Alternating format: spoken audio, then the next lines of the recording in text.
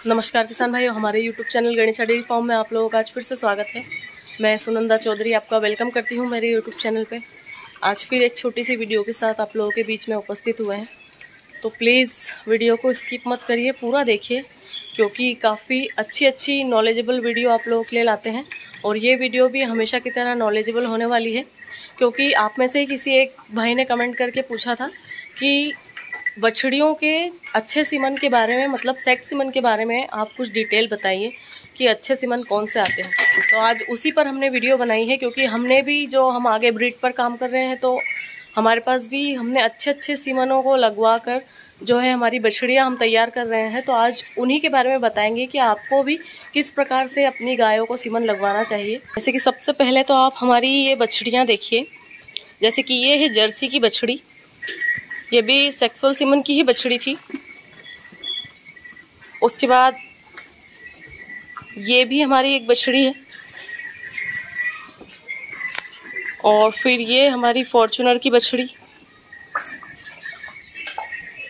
उसके बाद ये हमारी ट्रॉय की बछड़ी।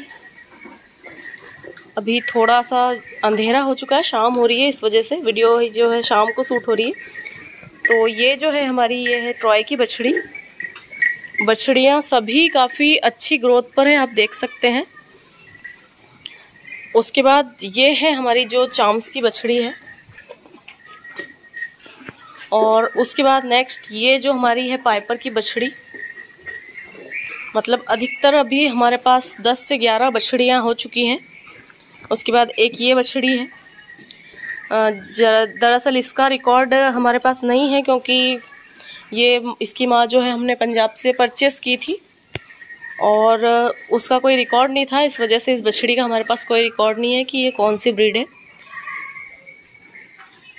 बाकी सारी बछड़ियाँ काफ़ी अच्छी ग्रोथ पर हैं। अब जब किसान भाई ने कमेंट करके पूछा था कि हमें किस प्रकार से सीमन लगवाने चाहिए, तो सबसे पहले तो जब भी आप सेक्सुअल सीमन ट्राई करें तो किसी ऐसी गाय पर ट्राई करें जिसकी मिल्क कैपेसिटी दूध देने में ज़्यादा अच्छी हो। यदि आप कम दूध वाली गाय को सीमन लगाएंगे तो जो उसकी बछड़ी आएगी उसका जो परफॉर्मेंस है वो कुछ खास नहीं हो पाएगा। वहीं यदि आप एक ज़्यादा दूध वाली गाय को अच्छा सीमन लगवाते हैं, बेहतर सीमन लगवाते हैं, तो फर्स्ट लैक्टेशन में वो बछड़ी आपको 25 से 30 प्लस दूध देगी। और वहीं यदि आप एक कम दूध वाली गाय को सेक्सुअल सीमन लगवाते हैं तो वो बछड़ी देती है जब, तो फर्स्ट टाइम में वो बछड़ी आपको कुछ अच्छा परफॉर्मेंस नहीं दे पाएगी।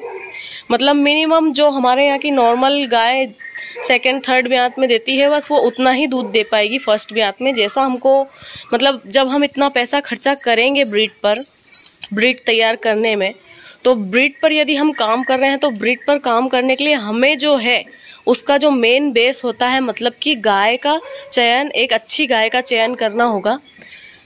और एक अच्छी गाय को आप सीमन लगवा कर उसके बाद जो जनरेशन निकलेगी वो जनरेशन काफ़ी अच्छी होगी। अब जैसे कि ये हमारी है पाइपर की बछड़ी, आप इसकी ग्रोथ वगैरह देख सकते हैं।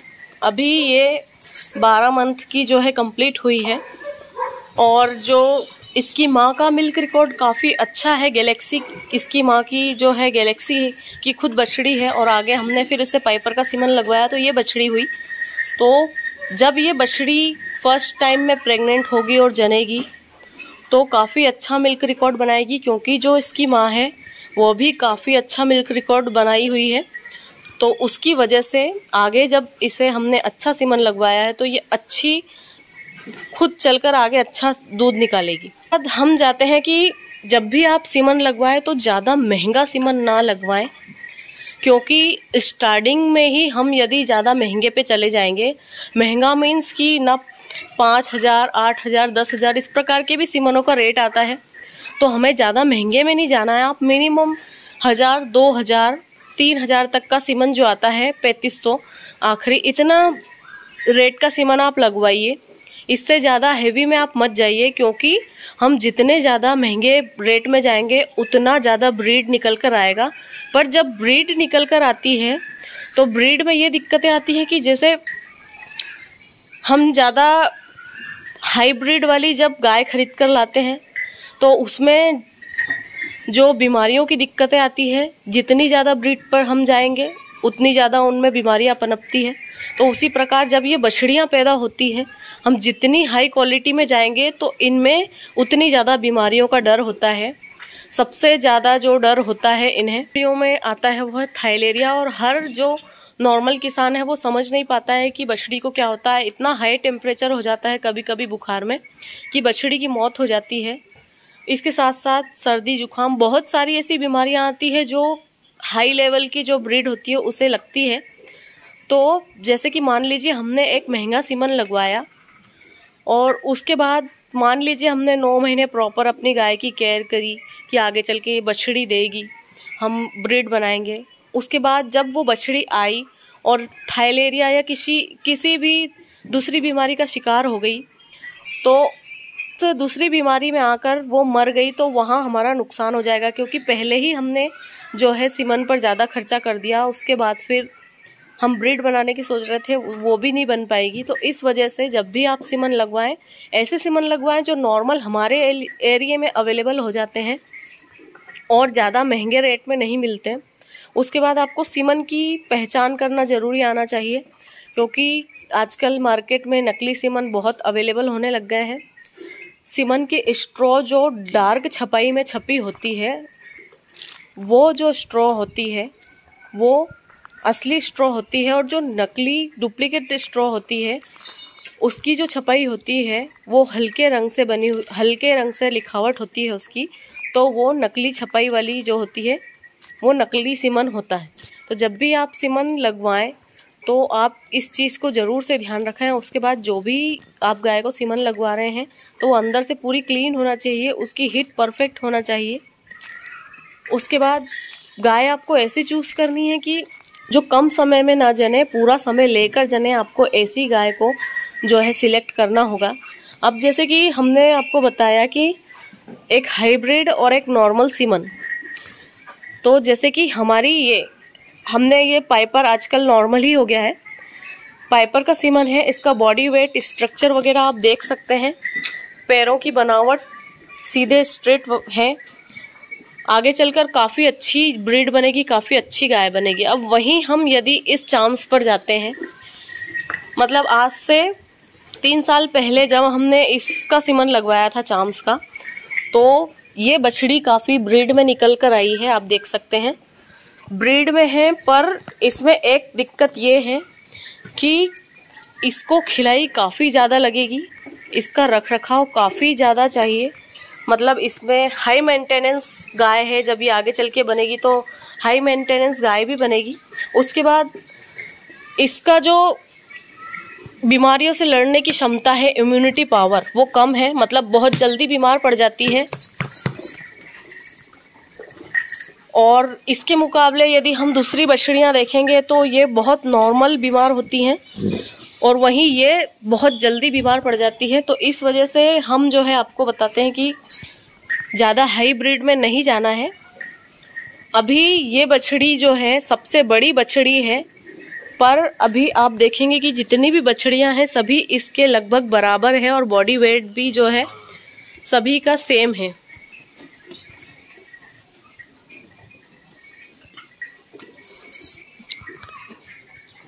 उसके बाद ये जो हमारी आप देख सकते हैं ट्रॉय की बछड़ी, ट्रॉय बुल की बछड़ी भी काफ़ी अच्छी निकली है।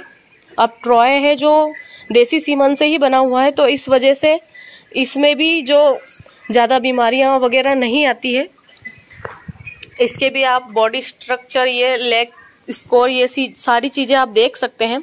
उसके बाद आते हैं हमारे फॉर्च्यूनर पे, तो इसकी बछड़ी भी काफ़ी अच्छी निकली है। आप इसकी हाइट वगैरह, हेल्थ वगैरह देख सकते हैं।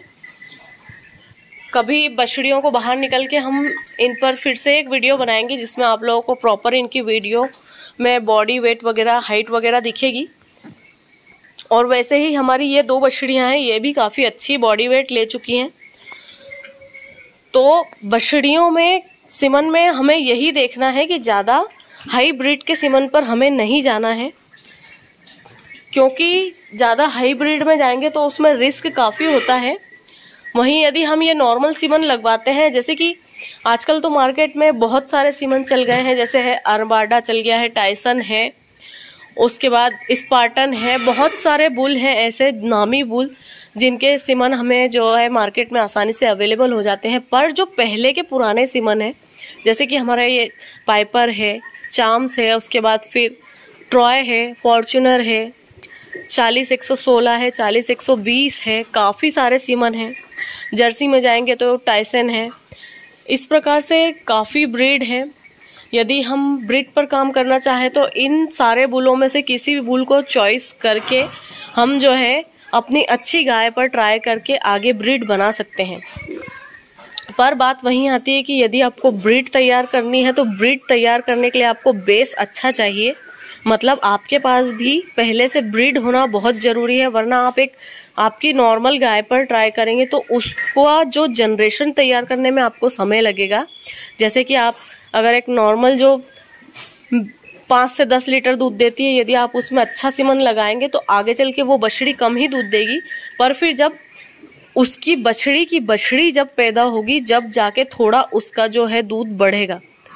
उसके बाद आपको एक चीज़ और ध्यान रखनी है कि सीमन लगवाने में आपको क्रॉस ब्रीडिंग नहीं करनी है। क्रॉस ब्रीडिंग मीन्स कि जैसे अभी ये पाइपर की बछड़ी है, आगे चलकर अब जो इसकी भी बछड़ी होगी तो हम इस पर या इसकी बछड़ी पर जो है पाइपर का सीमन नहीं लगवा सकते। अक्सर किसान भाइयों को इस विषय में पता नहीं है, इसलिए आज हमने सोचा कि इसी वीडियो में आपको इसकी भी डिटेल बताई जाए।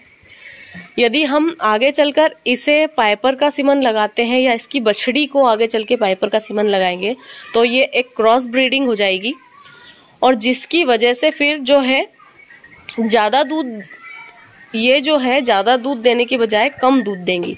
तो कभी भी हमें क्रॉस ब्रीडिंग नहीं करनी। जैसे कि अब ये बछड़ी है तो इससे हमें किसी दूसरे बुल से एआई कराकर इसको प्रेग्नेंट कराना होगा। तो ये चीज़ों का आपको ध्यान रखना बहुत ज़रूरी है।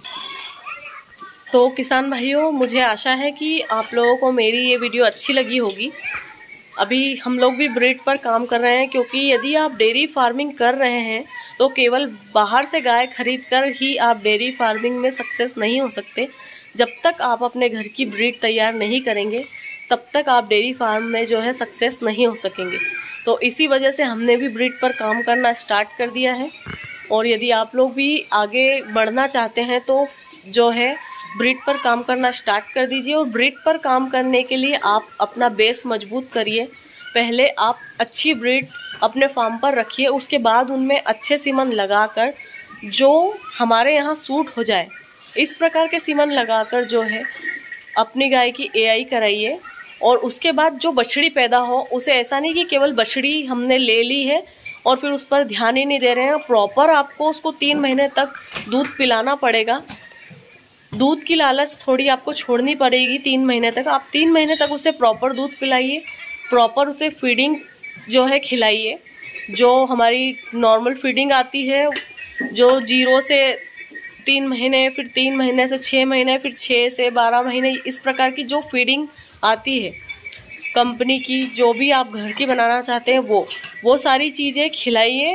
प्रॉपर मिनरल मिक्सचर खिलाइए।